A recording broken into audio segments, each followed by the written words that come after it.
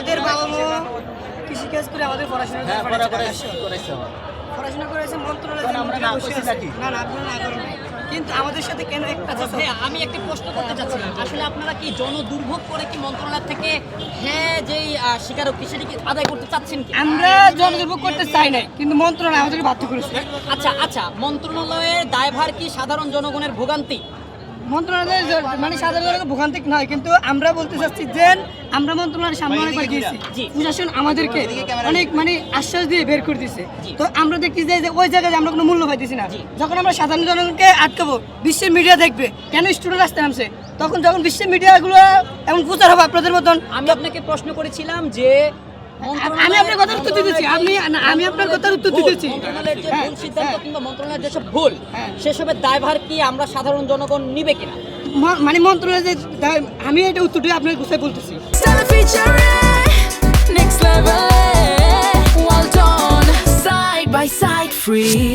যখন আমরা মন্ত্রণালয়ের কাছে গেছি, ওরা আমাদের অনেক আশ্বাস দিয়েছে, আমাদের লাইফ থেকে একটা বছর চলে গেছে বা একটা বছর লাইফের অনেক গুরুত্বপূর্ণ। তো ওরা আমাদের কোনো কথা ভেবে দিচ্ছে না। যখন আমরা এমন ব্লগ করবো, তখন বিশ্বের বিভিন্ন মিডিয়া দেখবে, দেখার পরে তখন আমাদেরকে জাতি যেভাবে একটা চাপ আসে করে তো সাধারণ মানুষের ভোগান্তি হচ্ছে। সাধারণ জনগণ তো এখন সাধারণ জনগণ ভোগান্তি আমরা।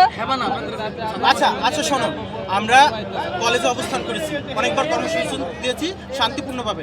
আমাদের শিক্ষকরাই আমাদের লাঞ্ছিত করছে। এরপরে আমরা ইউজিসিতে গেছি, ইউজিসি থেকে আমাদের বলছে তোমাদের নিয়ে ভাবা হচ্ছে।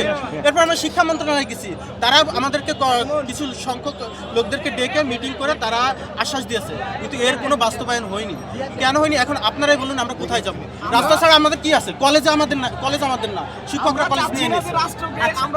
আমরা সাধারণ জনগণকে ভোগান্তি করতে চাই না, কিন্তু আমাদের বাধ্য করেছে। আপনাদের পক্ষে যারা থাকার কথা, যারা আপনাদের পক্ষে মানে আপনাদের কলেজ যেটা আপনাদের পক্ষে থাকার কথা, আপনি একটু আগেই বলছিলেন যে আপনাদের কলেজ আপনাদের পক্ষে নেই। আমরা কলেজ, আমি ইউনিভার্সিটি ভাই, আমরা কলেজ না, আমি কলেজ না, না কলেজ না, আমি ইউনিভার্সিটি।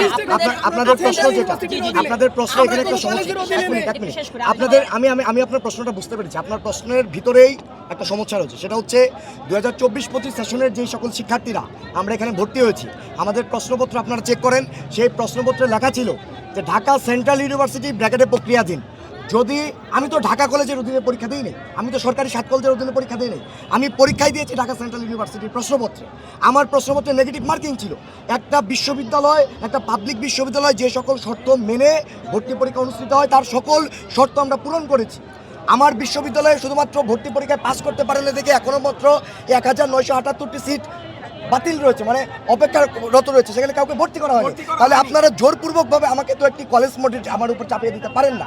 আরেকটা বিষয় হচ্ছে, আজকের যে এখানে অবরোধ কর্মসূচি, এই অবরোধ কর্মসূচির আলাপটা হচ্ছে অনেকে এইরকম যে ধরেন আমরা তো গত একটা বছর ধরে বিভিন্ন মাত্রায় আমাদের সিনিয়ররা আমরা লড়াই সংগ্রাম চালিয়ে যাচ্ছি, কিন্তু এখানে সমস্যাটা কী হচ্ছে, আমরা যখনই অবরোধ কর্মসূচিতে এসেছি তখনই আমাদেরকে রাষ্ট্রপক্ষ থেকে এক ধরনের মূলা ধরিয়ে দিয়েছে।